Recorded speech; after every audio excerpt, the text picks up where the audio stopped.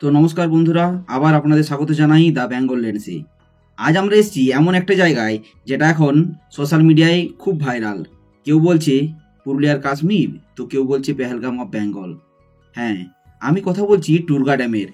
পুরুলিয়া জেলার অযোধ্যা পাহাড়ের কোল ঘেঁষে থাকা এক অনবদ্য সৌন্দর্য।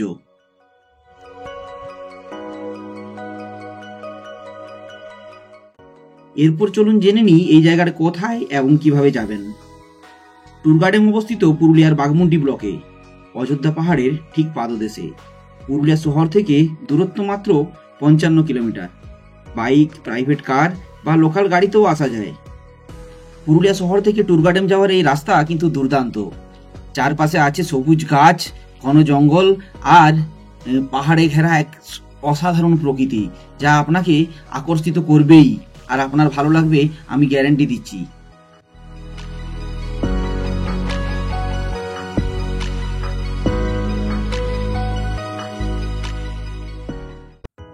এই যে এটা টুরগা ড্যাম।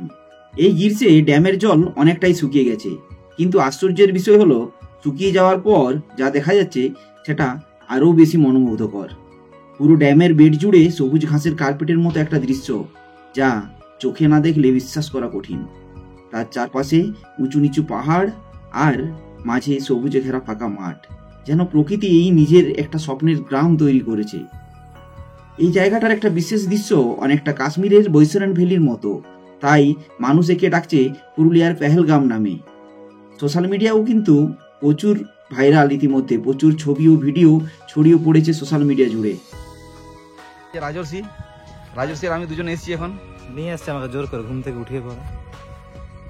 আর এখন আস্তে আস্তে প্রচুর টুরিস্টও আসছে এখানে, বাইরের থেকে প্রচুর টুরিস্ট আসছে এখানে পেহেলগাম দেখতে। এই গরমেও এখন বাইরের টুরিস্ট এখন প্রচুর। আমরা হিলটপ হয়ে আসলাম, তো ওই সাইডটাও দেখছি এখনো পর্যন্ত প্রচুর টুরিস্ট আছেন। আর এই জায়গাটা সত্যি একটা ভিড় এখন নেই বলে একটা আলাদা শান্তি। বিকেলের দিকে প্রচুর ভিড় হয়। আর এই যে গরু চড়ছে এই জায়গাটাতে। তো এতক্ষণ আমরা এই জায়গাটা একটা ড্রোন শট নিচ্ছিলাম।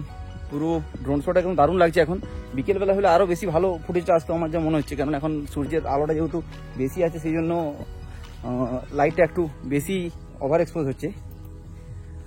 আর এখন আমরা ওই একদম পিছনের দিকে যাবো, যে সাইড দিকে ড্যামটা নামছে, এই ড্যামটা বলছি ঝর্ণাটা, টুরগার যে ঝর্ণা একটা আছে ওইটা, যদি এখন জল নেই ঝর্ণাতে সেরকম।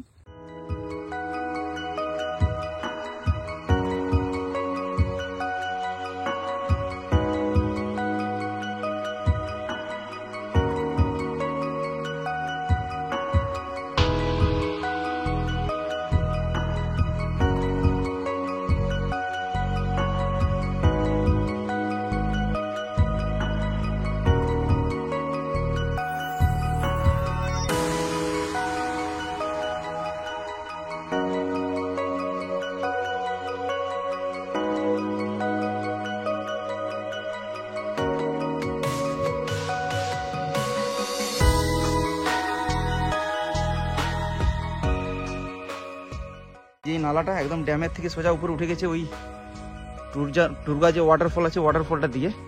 তখন জলের স্রোত নেই। বৃষ্টি পড়ার পর, বর্ষাকালের পরে তো প্রচুর জল হয়ে যাবে, তখন এই ড্যামটা ফুলে যাবে, তখন আর এই পেহেলগামও থাকবে না, আর কিছুই থাকবে না, পুরো ঢাকা হয়ে যায় এটা পুরো জলে। কারণ জল মরে গেছে বলে এই জায়গাটাতে পুরো সবুজ ঘাস হয়েছে, আর সাইডে পুরো পাহাড়, একটা আলাদাই লাগছে জায়গাটাতে। এই জায়গাটা, এই গ্রাস ফিল্ডটা একদম জাস্ট অসাধারণ লাগছে এই জায়গাটাতে। ও সাদে এই জায়গাটা ভাইরাল হয়নি পুরুলিয়ার পেহেলগাম হয়ে।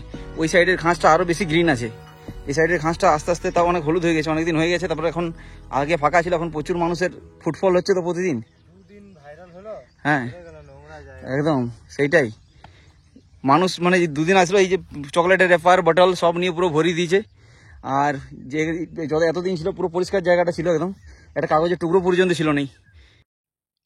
যেহেতু এখন প্রচুর মানুষ আসছেন এই জায়গায়, একটা কথা মনে রাখতে হবে, প্রকৃতিকে ভালোবাসা মানে শুধু ছবি তোলা নয়, তাকে রক্ষা করার দায়িত্ব। প্লিজ প্লাস্টিক ব্যবহার করবেন না। খাবার বা জলের বোতল যেখান থেকে এনেছেন সেখানেই নিয়ে ফিরুন। অযথা এই জায়গাটাকে নোংরা করবেন না আপনারা, এটাই অনুরোধ। কেমন এনজয় করলে বলো পেহেলগাম, মানে পুরুলিয়ার পেহেলগাম?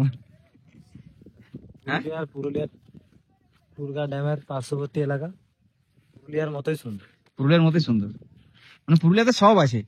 আচ্ছা আমি তোমাকে একটা কোয়েশ্চেন জিজ্ঞেস করছি, তুমি আমাকে তার উত্তর দাও।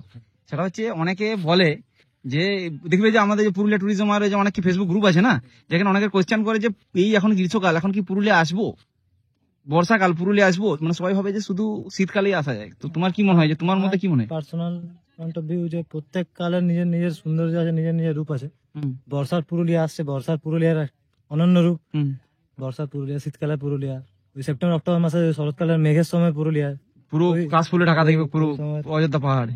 গ্রীষ্ম আমার প্রতিটা সিজনেই একটা আলাদা সৌন্দর্য। তো কেউ যদি উপভোগ করতে চান যে কোনো সিজনে আসতে পারেন।